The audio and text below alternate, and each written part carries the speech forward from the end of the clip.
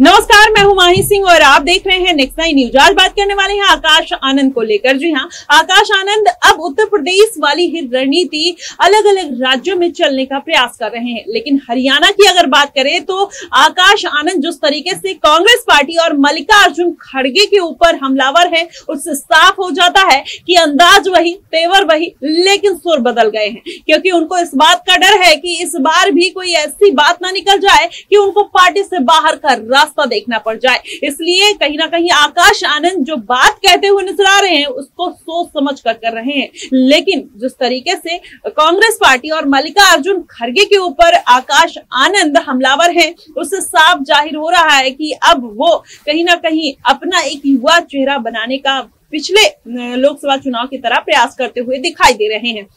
लेकिन इसके साथ देखा जाए तो भारतीय जनता पार्टी के ऊपर भी वो हमलावर हैं, लेकिन उस तरीके से नहीं जो यूपी के लोकसभा चुनाव में देखने को मिला था। वहीं राहुल गांधी को देखा जाए तो इस बात की किरकिरी वो करते हुए नजर आ रहे हैं और लगातार ये बात कह रहे हैं कि जो इंसान विदेशों में जाकर आपके लिए नहीं हुआ, आज राहुल गांधी कहते हैं कि अगर मैं सत्ता में आया तो मैं आरक्षण खत्म करने के बारे में सोचूंगा। इस तरीके के लोगों को आपको किस तरीके से जिताने की आप चाहत रखते हैं, आप कैसे उनको जिता सकते हैं, इस तरीके की बात आकाश आनंद कहते हुए नजर आते हैं। और वहीं कहते हैं कि मल्लिकार्जुन खड़गे जो कर्नाटक के दलित समाज से आते हैं, उनके लिए भी वो जिस तरीके के बयानबाजी आरक्षण को लेकर करते हुए नजर आ रहे हैं वो भी सही नहीं है। और भारतीय जनता पार्टी और कांग्रेस पार्टी दोनों मिलकर संविधान को खत्म कर रहे हैं और कह रहे हैं कि राहुल गांधी जो संविधान की फोटोकॉपी लेकर घूमते रहते हैं वो जनता को बेवकूफ बना रहे हैं। वो चाहते नहीं है कि संविधान आगे बढ़े, वो चाहते हैं कि संविधान खत्म हो जाए।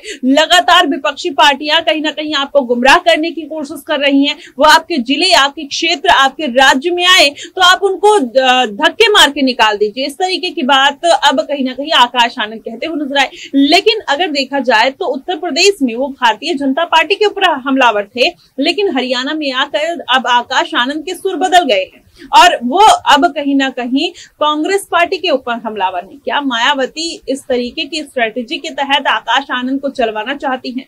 वहीं आकाश आनंद की जो एंट्री हुई, अगर माना जाए, मायावती ने क्या चंद्रशेखर आजाद रामन के डर से उनकी एंट्री करवाई? क्योंकि चंद्रशेखर आजाद रामन एक युवा चेहरे हैं, लगातार जनता का जनाधार उनके साथ जुड़ता हुआ नजर आ रहा है। ऐसे में मायावती को भी एक ऐसे चेहरे की जरूरत थी जो चंद्रशेखर आजाद रामन को मात दे पाए और आने वाले भविष्य में सीएम पद के लिए एक बड़े दावेदार के तौर पर सामने आए। तो क्या मायावती एक दूरदर्शी राजनीति करने की कोशिश कर रही है आकाश आनंद की वापसी कराकर?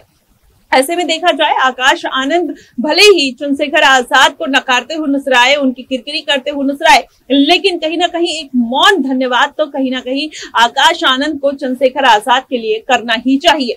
अब ऐसे में ये देखना होगा कि हरियाणा में चंद्रशेखर आजाद जिस तरीके से जेजेपी के साथ गठबंधन में है, मायावती का कितना खेल बिगाड़ते हुए नजर आते हैं। वहीं आकाश आनंद भी अपने तार ठोकते हुए नजर आ रहे हैं। क्या इस बार जिस तरीके से मायावती नीलों के साथ गठबंधन में है उसका कोई फायदा देखने को मिले या फिर मायावती अब गठबंधन को लेकर एक बार फिर से विचार कर सकती है? क्योंकि अखिलेश यादव ने जिस तरीके से मायावती को 2019 में दरकिनार किया, हालांकि अखिलेश यादव मायावती के ऊपर इल्जाम लगाते हैं, मायावती अखिलेश यादव के ऊपर इल्जाम लगाती हैं, तो अभी भी वो जो गुत्थी है सुलझ नहीं पाई है। लेकिन हरियाणा में अगर समीकरण बदलते हैं, आकाश आनंद जिस तरीके से अब कांग्रेस पार्टी को लेकर विवादित बयान देते हुए नजर आ रहे हैं, क्या अब उनकी स्ट्रेटेजी है कि भारतीय जनता पार्टी ना सही तो कांग्रेस पार्टी की सही?